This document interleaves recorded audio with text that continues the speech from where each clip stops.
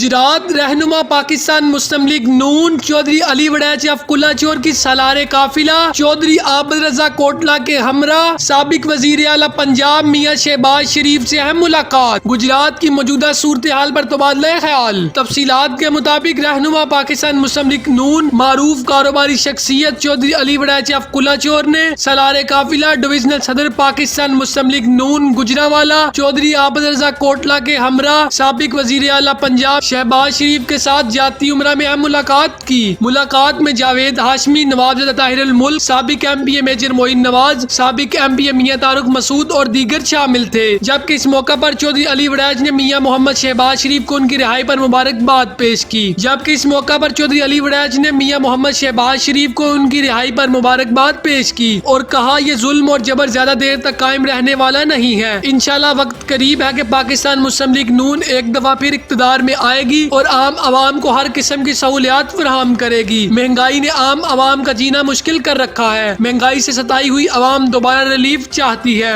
हुकूमत मुकम्मल तौर पर नाकाम हो चुकी है। बाद अज़ां जिला गुजरात की मौजूदा सियासी सूरत हाल पर तफसीली तबादला ख्याल किया गया।